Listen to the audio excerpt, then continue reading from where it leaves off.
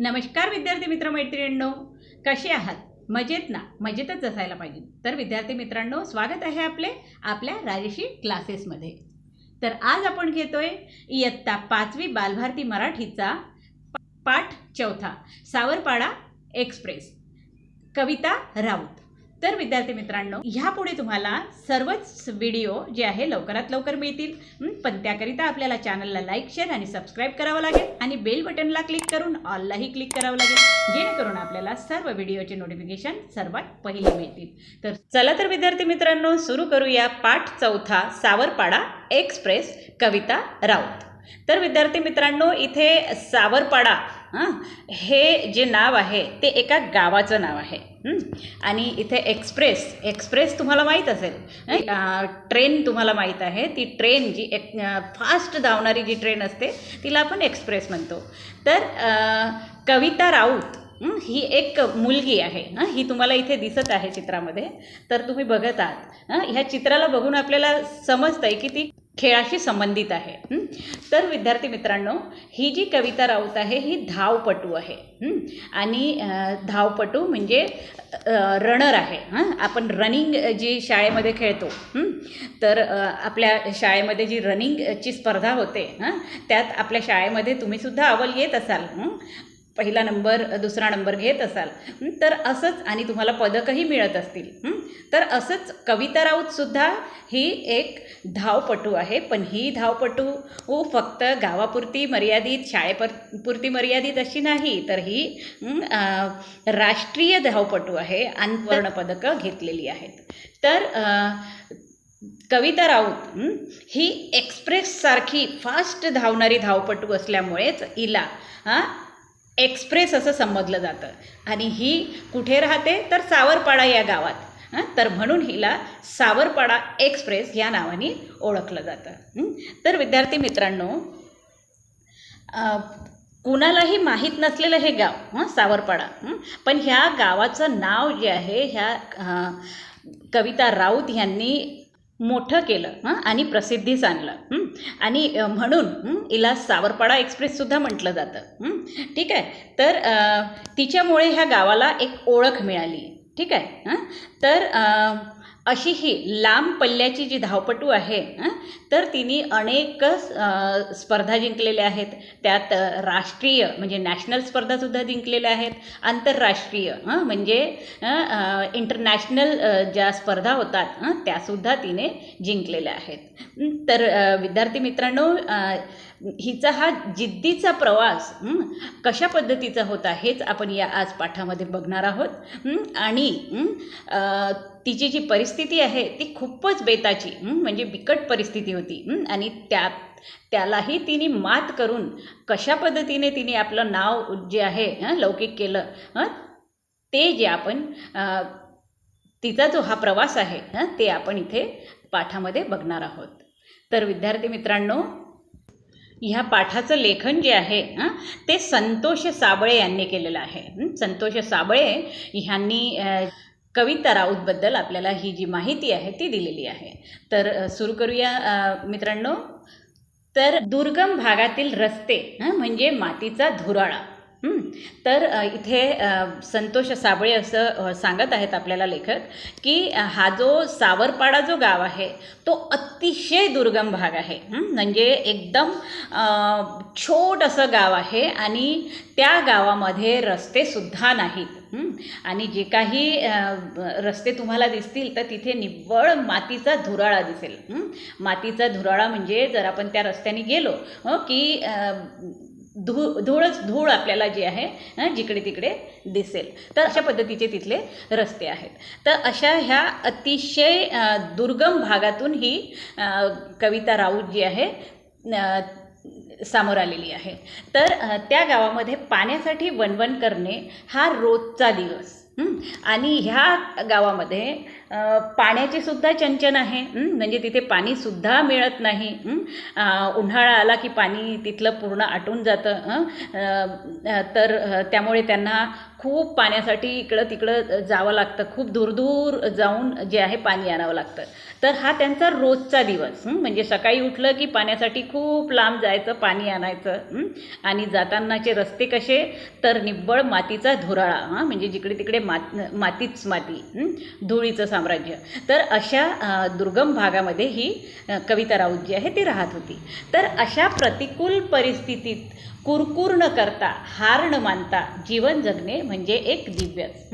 तर लेखक सांगत आहेत की अशा ह्या बिकट परिस्थितीमध्ये ती जी आहे कशाचीही कुरकुर न करता, कुरकुर म्हणजे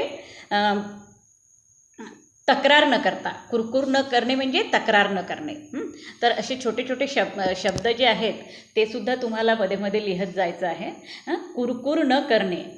तर कुरकुर न करणे म्हणजे तक्रार न करणे. तर अशा प्रतिकूल परिस्थितीत, कठीण परिस्थितीमध्ये सुद्धा, प्रतिकूल म्हणजे कठीण परिस्थितीमध्ये सुद्धा तिने कशाचीही तक्रार न करता, हार न मानता, म्हणजे एखादा दुसरा व्यक्ती असता तर तो हारून गेला असता अशा परिस्थितीमध्ये, पण तिने हार न मानता आपला जो हा दिव्य प्रवास आहे तो तिने चालू ठेवला. आणि त्याचंच प्रतीक म्हणून आज तिचं नाव जे आहे सगळीकडे प्रसिद्ध आहे. आणि तिने आपल्या गावाचं सुद्धा नाव जे आहे प्रसिद्ध केलेलं आहे. तर अशा खेड्या पाड्यांमध्ये गुणवत्ता असते, पण ती शोधावी लागते. तर अशा ह्या छोट्या छोट्या गावांमध्ये सुद्धा अशा अनेक गुणवान जे आहे लोक असतात. पण ह्या ज्या त्यांची जी गुणं आहेत ती आपल्याला दिसत नाही. तर त्या अशी ही जी गुणवान असलेली जी मुलं आहेत तर त्यांना आपल्याला शोधावं लागतं. ठीक आहे. तर असाच एक डोंगर दऱ्यांनी वेढलेला आदिवासी पाडा. तर इथे लेखक सांगत आहे की असाच दुर्गम असा जो भाग आहे, ह्या गावाचा चारही बाजूचा भाग जो आहे तो डोंगर दऱ्यांनी वेढलेला आहे. तर असा हा आदिवासी पाडा. आदिवासी पाडा म्हणजे अशीच ही एक आदिवासी वस्ती. पाडा म्हणजे वस्ती. ठीक आहे. तर इथे पाडा म्हणजे वस्ती. ठीक आहे. हे शब्द तुम्हाला मध्ये मध्ये लिहायचे आहेत. तर अशा ह्या वस्तीमध्ये, आदिवासी वस्तीमध्ये ही कविता राऊत जी आहे ती राहायची. तर पाण्याच्या शोधासाठी तिथे मैलोन मैल भटकंती करावी लागे. तर अशा ह्या पाड्यामध्ये, अशा या वस्तीमध्ये त्यांना पाण्याच्या शोधासाठी, म्हणजे पाणी शोधण्याकरता आपल्याला लागणारं, रोजच्या जीवनात लागणारं जे पाणी आहे ते शोधण्यासाठी त्यांना मैलोन मैल भटकंती करावी लागे. म्हणजे खूप दूर लांब जावं लागत होतं पाण्याच्या शोधासाठी. तर त्याच आदिवासी पाड्यावर अनवाणी पायानी चालणारी, लाकूड फाटा गोळा करणारी एक मुलगी. तर अशाच या आदिवासी पाड्यामध्ये एक अनवाणी पायाने चालणारी मुलगी. अनवाणी म्हणजे पायात चप्पल न घातलेली. पायात चप्पल न घातलेली. ठीक आहे. तर अशी ही अनवाणी मुलगी, पायात चप्पल न घातलेली मुलगी, लाकूड फाटा गोळा करणारी मुलगी. आणि आपल्या दिनचर्येमध्ये तिचा जो दिनचर्या असा होता की दिवसभर तिला लाकूड फाटा गोळा करावा लागायचा. म्हणजे इकडे तिकडे ती लाकूड फाटा म्हणजे लाकडं जमा करण्यासाठी जायची. तर अशी ही अनवाणी पायाची आणि लाकूड फाटा गोळा करणारी ही मुलगी. तिने राष्ट्रकुल आणि आशियाई क्रीडा स्पर्धेत भारताचा दबदबा निर्माण केला. आणि ऑलिम्पिक स्तरावर झेप घेतली. आणि ही जी मुलगी जिच्या गावाची परिस्थिती खूप वाईट आणि तिच्या घरची परिस्थितीसुद्धा खूप वाईट, तर अशा ह्या मुलीने राष्ट्रकुल म्हणजे राष्ट्रीय नॅशनल आणि आशियाई क्रीडा म्हणजे इंटरनॅशनल क्रीडा स्पर्धेतसुद्धा भारताचा दबदबा निर्माण केला. म्हणजे भारताला अनेक असे पदकं मिळवून दिले तिने. नॅशनल लेवलवर तर पदकं मिळवलीच, पण आंतरराष्ट्रीय लेवलवर सुद्धा तिने आपल्या देशाचं नाव मोठं केलं. आणि नंतर ऑलिम्पिक स्तरावर सुद्धा तिने झेप घेतली. ऑलिम्पिक ही सगळ्यात मोठी जी स्पर्धा आहे त्या स्पर्धेमध्ये सुद्धा तिने आपलं वर्चस्व दाखवलं. तर इथे प्रश्न असा निर्माण होतो की कोणत्या स्पर्धेमध्ये कविता राऊत हिने भारताचा दबदबा निर्माण केला? परत एकदा प्रश्न ऐकून घ्याल. कोणत्या स्पर्धेमध्ये कविता राऊत हिने भारताचा दबदबा निर्माण केला? तर उत्तर काय येईल? तिने राष्ट्रकुल आणि आशियाई क्रीडा स्पर्धेत भारताचा दबदबा निर्माण केला. ठीक आहे. आणि ऑलिम्पिक स्तरावर झेप घेतली. तर ह्या आंतरराष्ट्रीय धावपटूचे नाव आहे कविता राऊत आणि त्या पाड्याचं नाव आहे सावरपाडा.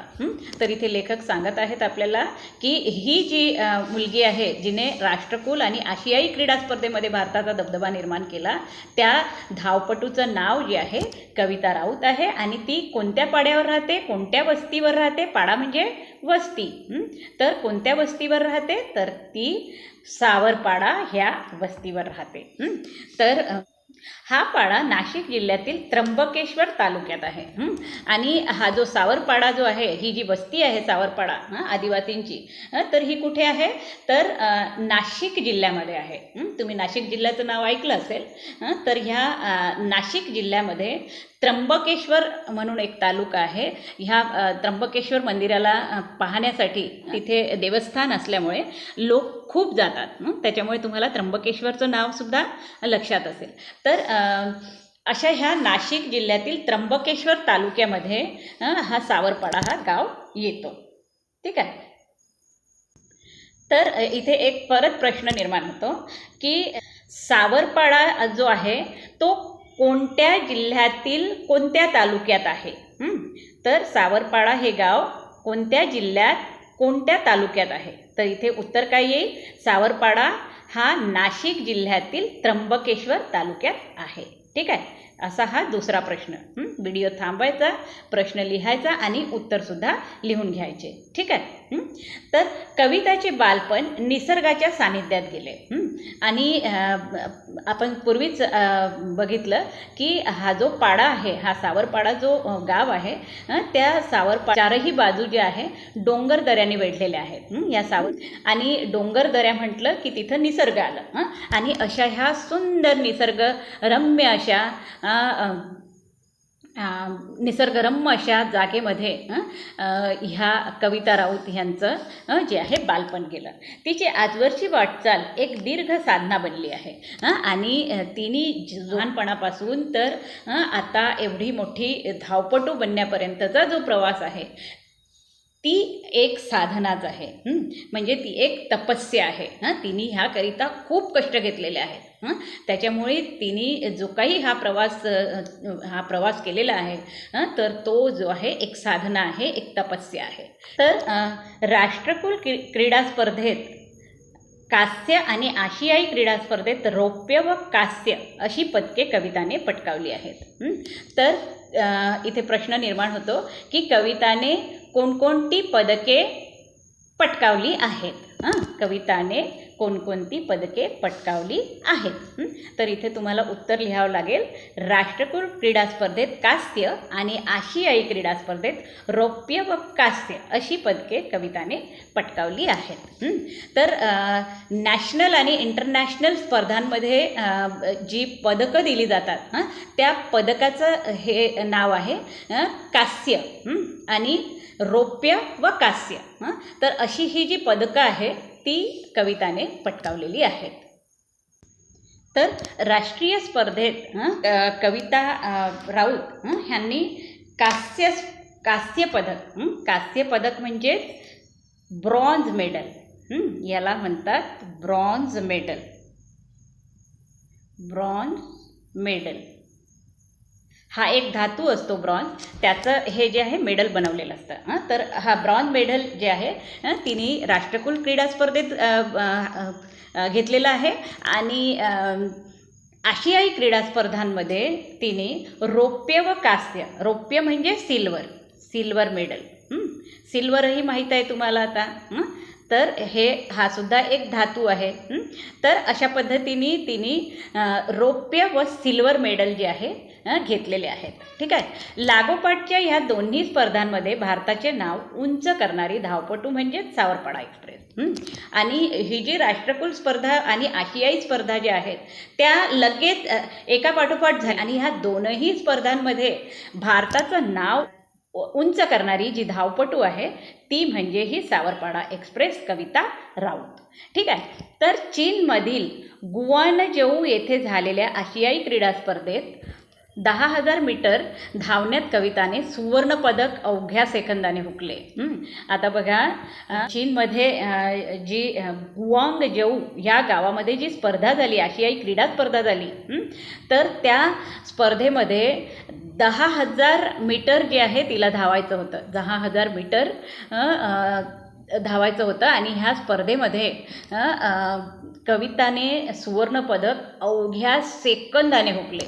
म्हणजे फक्त काही सेकंद उरले होते आणि ती ह्या धावण्याच्या स्पर्धेत हारलेली. पण त्या प्रसंगी कविताची समजूत तिच्या आईने काढली.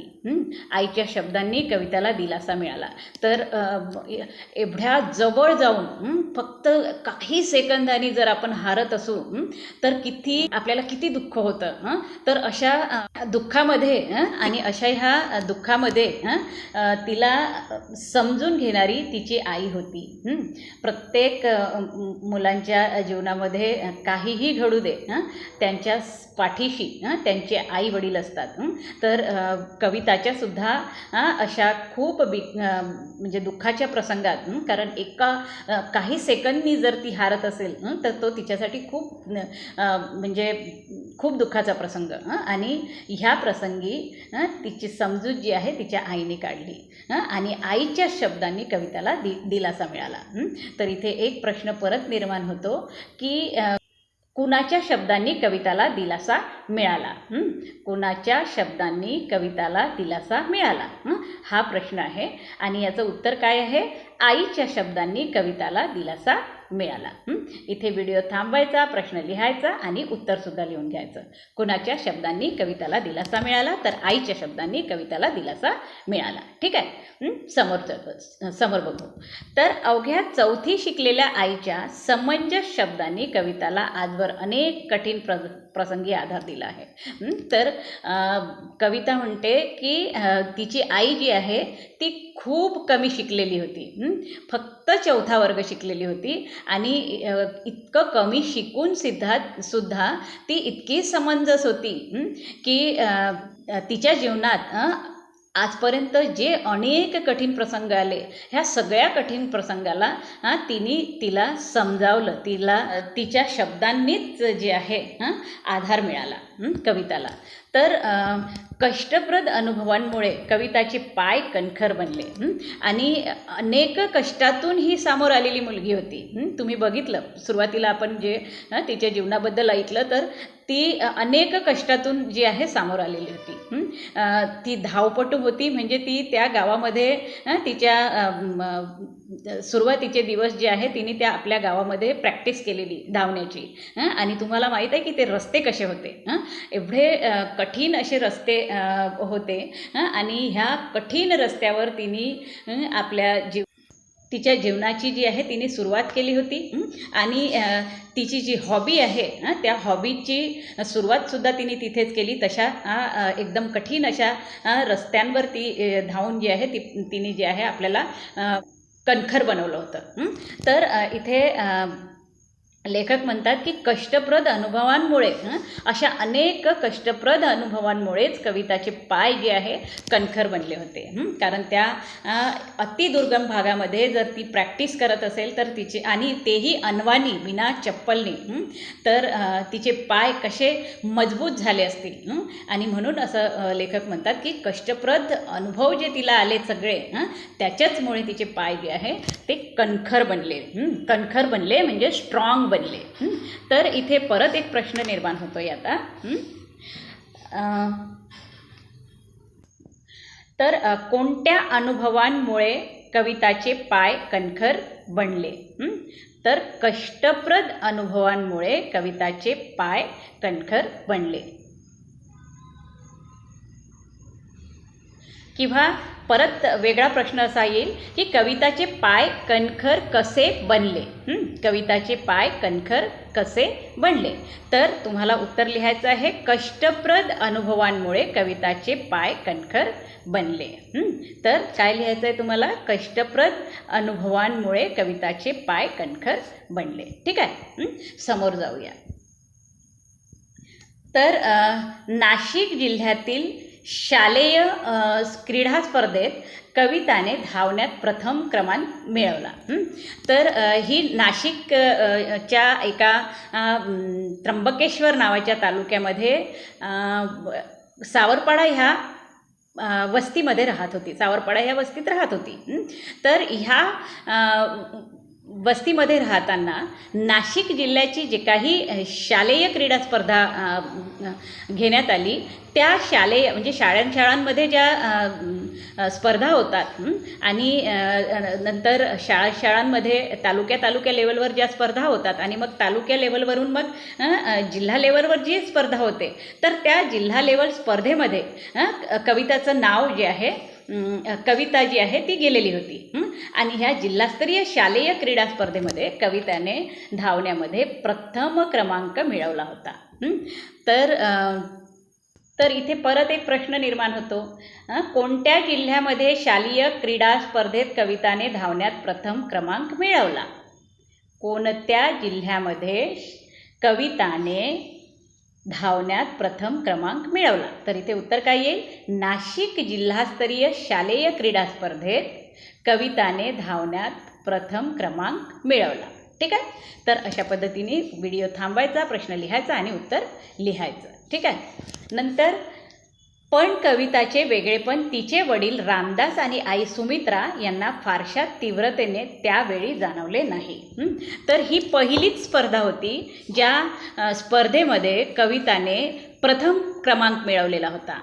पण त्यावेळेस कविताचं काही वेगळेपण तिच्या आईच्या म्हणजे सुमित्राच्या आणि तिच्या वडिलांच्या म्हणजे रामदास ह्यांच्या लक्षात आलेलं नाही. म्हणजे ही सुरुवात होती, त्याच्यामुळे त्यांना फारसं तीव्रतेने ती जाणीव झालेली नाही. पण कविताच्या पायामधील चमकदार दौड हेरली ती प्रशिक्षक विजेंद्र सिंग यांनी. पण कविताची ही जी दौड आहे, चमकदार दौड आहे, हिचा जो प्रथम क्रमांक आलेला होता आणि तिची दौड जी आहे, तिचे जे प्रशिक्षक होते विजेंद्र सिंग, प्रशिक्षक म्हणजे शिकवणारा शिक्षक, म्हणजे ज्या काही स्पोर्ट्स शिकवणारे जे शिक्षक असतात, तर असे त्यांना प्रशिक्षक म्हणतात. आणि हे प्रशिक्षक जे आहे विजेंद्र सिंग ह्यांना मात्र कविताच्या पायामधली चमकदार दौड जी आहे ती दिसली. म्हणजे ही मुलगी समोर जाऊन काही ना काही करेल आणि देशाचं नाव करेल असं त्यांना त्यावेळेस वाटून गेलं. ठीक आहे. तर त्यांनी कविताच्या आईवडिलांची मानसिकता तयार केली आणि तिला नाशिकच्या भोसला मिलिटरी स्कूलच्या मैदानावर तंत्रशुद्ध पद्धतीने धावण्याचे धडे देण्यास सुरुवात केली. तर प्रशिक्षक विजेंद्र सिंग जे आहेत त्यांना जेव्हा कविताचं वेगळेपण जाणवलं की धावण्याच्या स्पर्धेमध्ये जेव्हा त्यांनी बघितलं की ती प्रथम क्रमांकात आलेली आहे, तर तिचं वेगळेपण जे आहे प्रशिक्षक विजेंद्र सिंग यांनी ओळखलं आणि मग त्यांनी तिच्या आईवडिलांना आणि त्यांनी मग तिच्या आईवडिलांना त्याबद्दल सांगितलं आणि त्यांनी त्यांची मानसिकता तयार केली की तिला जे आहे योग्य प्रशिक्षणाची गरज आहे. जर तिने योग्य प्रशिक्षण घेतलं तर ही धावण्याच्या स्पर्धेमध्ये खूप समोर जाईल अशी मानसिकता म्हणजे त्यांची तयारी जी आहे त्यांनी करवून घेतली. आणि नंतर तिच्या आईवडिलांनी तिला नाशिकच्या भोसला मिलिटरी स्कूलच्या मैदानावर तंत्रशुद्ध पद्धतीने धावण्याचे धडे देण्यास सुरुवात केली. त्याच्यानंतर प्रशिक्षक राजेंद्र सिंग यांनी तिला नाशिकच्या भोसला मिलिटरी स्कूल आहे तिथे, त्या भोसला मिलिटरी स्कूलमध्ये तिला घेऊन गेले आणि तिला तंत्रशुद्ध पद्धतीने धावण्याचे धडे देण्यास सुरुवात केली.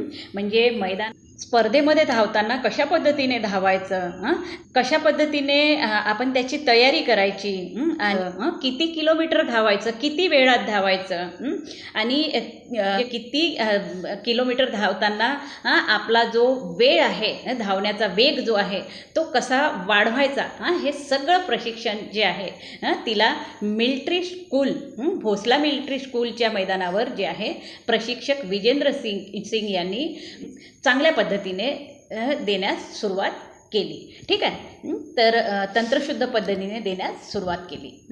तर बूट घालून धावणे कविताला अवघड वाटायचे, कारण लहानपणापासून अनवाणी धावण्याची तिला सवय होती. तर उत्तम धावपटू कसं बनायचं त्याकरिता जे काही प्रशिक्षण तिला द्यायचं होतं, त्याकरिता जेव्हा विजेंद्र सिंग यांनी तिला भोसला मिलिटरी स्कूलच्या मैदानावर नेलं तेव्हा तिला तिथे धावताना प्रॅक्टिस करताना बूट घालून धावायला खूप अवघड वाटायचं. म्हणजे तिला खूप त्रास व्हायचा, कारण ती लहानपणापासून अनवाणी धावण्याची तिला सवय होती. तुम्हाला माहितीच आहे की तिच्या ज्या वस्ती तिची जे गाव होतं तिथली परिस्थिती तुम्ही बघितली, किती म्हणजे दुर्गम असा भाग आहे तो. आणि त्या भागामध्ये ती विना चप्पलनी धावायची, कारण तिची परिस्थितीच नव्हती चप्पल घालून प्रॅक्टिस करायची किंवा बूट घालून प्रॅक्टिस करायची. तर ती तेव्हा तिथे अनवाणी पायानेच धावायची आणि अनवाणी पायाने धावूनच तिने सराव केलेला होता सुरुवातीला. तर विजेंद्र सिंग यांनी जेव्हा तिला शिकवायला सुरुवात केली तर तिला सुरुवातीला त्या बूट घालून धावायला खूप त्रास व्हायचा. आणि नंतर विजेंद्र सिंग यांनी तिच्याकडून बूट घालून धावण्याचा सराव नियमितपणे करून घेतला. पण तर हिऱ्याला पैलू पाडल्यावर त्याचे तेज अधिकच फैलावते, तसे तिच्या बाबतीत झाले. आता तुम्हाला माहिती आहे की हिरा जो आहे तो आपल्याला जमिनीच्या अंदर मिळतो. जेव्हा तिला आपण जमिनीतून काढतो तेव्हा तो चिखल माती दगडांमध्ये फसलेला असा असतो. पण त्याला जेव्हा बाहेर काढतो तेव्हा त्याला आपण हळूहळू अलग करतो. म्हणजे हिरा जो आहे वेगळा काढतो. तसंच कविता राऊतच्या बाबतीत सुद्धा घडलं. कविता राऊत ही जी आहे एका खेड्यातली आणि खूप गरीब घरची मुलगी होती आणि तिचा जो सराव होता तो अतिदुर्गम भागातील धुळीने भरलेल्या अशा रस्त्यावर तिचा सराव होता. आणि त्या सरावातून सुद्धा तिने नाशिकसारख्या स्पर्धेमध्ये शालेय स्पर्धेमध्ये तिने प्रथम क्रमांक मिळवलेला होता. पण नंतर जेव्हा विजेंद्र सिंग यांच्या लक्षात आलं की ही मुलगी समोर काही ना काही करेल, म्हणून त्यांनी तिला नाशिकच्या भोसला मिलिटरी स्कूलमध्ये आणून तंत्रशुद्ध प्रशिक्षण देण्यास सुरुवात केली. तर असं प्रशिक्षण देऊन तिला जे आहे मजबूत करण्याचं काम जे आहे त्यांनी केलं. तर गुजरातमधील गांधीनगर येथे झालेल्या राष्ट्रीय पातळीवरील शालेय स्पर्धेत धावण्यात रौप्य पदक मिळवून तिने यशाचा आरंभ केला. लेखक संतोष राऊत असं सांगत आहेत की मिलिटरी स्कूलच्या प्रशिक्षणानंतर तिने गुजरातमध्ये एक गांधीनगर नावाचं जे गाव आहे तिथे राष्ट्रीय पातळीवरील शालेय स्पर्धेत धावण्यात रौप्य पदक मिळवून तिने यशाचा आरंभ केला. तर रौप्य पदक म्हणजे तुम्हाला माहिती आहे सिल्वर मेडल. तर तिने नॅशनल लेवलवर जी शालेय स्पर्धा झाली, नॅशनल लेवलवरची जी शालेय स्पर्धा झाली, जिल्हा लेवलवर ते नाशिकला तिने प्रथम क्रमांक मिळवलाच होता, पण नॅशनल लेवलवर म्हणजे राष्ट्रीय पातळीवर जी शालेय स्पर्धा झाली त्यामध्ये सुद्धा तिने रौप्य पदक मिळवलेलं होतं, म्हणजे सिल्वर मेडल जे आहे तिने पटकावलेलं होतं. आणि तिथून तिच्या यशाचा आरंभ झाला. इथून जे आहे तिने यश हळूहळू पटकावणे सुरू केले. पुढे मग नाशिक येथे सराव आणि हर्सूल येथे शिक्षण अशी कसरत कविता करत होती. आणि अशा परिस्थितीमध्ये तिचा यशाचा तर आरंभ झाला आणि त्या यशाच्या आरंभासोबतच तिचा जो आहे सरावही वाढू लागला. सराव म्हणजे तिने प्रॅक्टिस जी आहे तिची वाढायला लागली. तर नाशिक येथे ती प्रॅक्टिस करायला जायची आणि हर्सूल येथे शिक्षण म्हणजे हर्सूल ह्या गावात जी आहे ती शिकायसाठी सुद्धा जायची. तर असं दोन्हीही काम ती आहे ती करायची. म्हणजे नाशिक येथे प्रॅक्टिसला जायची धावण्याच्या आणि हर्सूल येथे शिक्षण घ्यायला सुद्धा जायची. आणि अशी ही कसरत आहे कविता जी आहे करत होती. कविताची ही ओढाताण पाहून विजेंद्र सिंग यांनी तिला 11वीसाठी भोसला मिलिटरी कॉलेजमध्ये प्रवेश मिळवून दिला. आता ही जी कसरत तिची सुरू होती तर तिच्या गावापासून जे आहे तिला शिक्षणासाठी सुद्धा फार लांब जावं लागायचं आणि नंतर मग जिल्ह्याच्या ठिकाणी म्हणजे नाशिकमध्ये येऊन तिला तिच्या धावण्याचा सराव करावा लागायचा, प्रॅक्टिस करावा लागायची. तर दोन्हीकडे तिला जाण्यामध्ये खूप त्रास व्हायचा. म्हणजे शिक्षणासाठी दुसऱ्या गावात आणि धावण्याच्या प्रॅक्टिससाठी नाशिक या जिल्ह्याच्या ठिकाणी. तर असं हे करताना तिची खूप ओढाताण व्हायची, खूप त्रास व्हायचा. म्हणून मग विजेंद्र सिंग प्रशिक्षक तिचे विजेंद्र सिंग जे होते त्यांनी तिला 11वीसाठी म्हणजे 10वी नंतर 11वीला जे भोसला मिलिटरी कॉलेज आहे तिथे प्रवेश मिळवून दिला. हे भोसला मिलिटरी कॉलेज कुठे आहे तर नाशिकला आहे. तर तिथे तिला प्रवेश मिळवून दिला, तिला तिथे ॲडमिशन दिली. ठीक आहे, ॲडमिशन करून दिली. तर ती राहणार कुठे? पण आता नाशिकला तर ती शिकायला येणार, पण ती राहणार कुठे हा प्रश्न निर्माण झाला. तर हा कविताच्या आईवडिलांना पडलेला प्रश्नही विजेंद्र सिंग यांनी सोडवला. आणि हा मोठा प्रश्न जेव्हा तिच्या आईबाबांसमोर उभा राहिला की ती कॉलेजला तर जाईल भोसला मिलिटरी स्कूलमध्ये, पण ती नाशिकला राहणार कुठे? तर हा प्रश्नसुद्धा मग विजेंद्र सिंग यांनी सोडवला. म्हणजे विजेंद्र सिंगनी ह्याचंही सोल्युशन त्यांना दिलं. तर 24 ऑक्टोंबर 2002 पासून पुढील 5 वर्षे ती त्यांच्याच घरी राहिली. तर बघा तिचे प्रशिक्षक इतके चांगले होते विजेंद्र सिंग की त्यांनी 24 ऑक्टोंबर 2002 पासून त्यानंतरची पुढील 5 वर्ष म्हणजे 2002 पासून तर 5 वर्ष म्हणजे 3, 4, 5, 6, 7 हे 5 वर्ष ती त्यांच्याच घरी राहिली. म्हणजे विजेंद्र सिंग यांनी तिला आपल्या घरी ठेवून घेतलं. ठीक आहे. आणि तिथून ती मग मिलिटरी कॉलेजलाही जायची आणि धावण्याचं प्रशिक्षणही घ्यायची, म्हणजे त्याचाही सराव करायची ती. असे दोनही काम तिला एकाच गावामध्ये राहून जे आहे करायला सोपं झालं. तर स्वतःचा एक मुलगा आणि मुलगी असलेल्या सिंग दाम्पत्याने आपली दुसरी मुलगी म्हणून कविताचा सांभाळ केला. आणि असे हे जे प्रशिक्षक आहेत विजेंद्र सिंग ह्यांना एक मुलगा होता आणि एक मुलगी होती. त्यातच आता कविता राऊतसुद्धा त्यांच्या घरी राहायला लागली. तर कविता राऊतसुद्धा आपली मुलगी आहे असं म्हणून त्यांनी कविताचा सांभाळ करणं सुरू केलं. म्हणजे आपल्या मुलांचा जसा सांभाळ करायचे तसेच कविताचा सुद्धा ते एक तिसरं मूल म्हणून सांभाळ करायला लागले. तर तिच्या धावण्याच्या गतीकडे विजेंद्र सिंग यांनी लक्ष पुरवले आणि त्याची प्रचिती म्हणजेच कविताचे यश.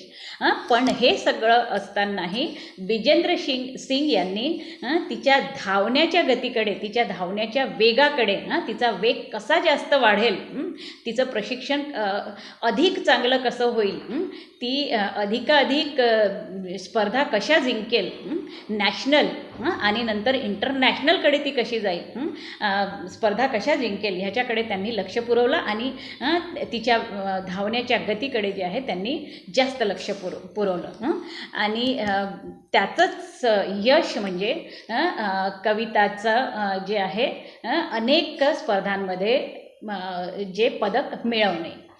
तर एका पाठोपाठ एक विक्रम तिच्या नावावर झळकू लागले आणि अशा रीतीने तिने एका पाठोपाठ एक असे अनेक जे आहे पदकं मिळवली आणि तिने आपलं नाव जे आहे झळकवलं.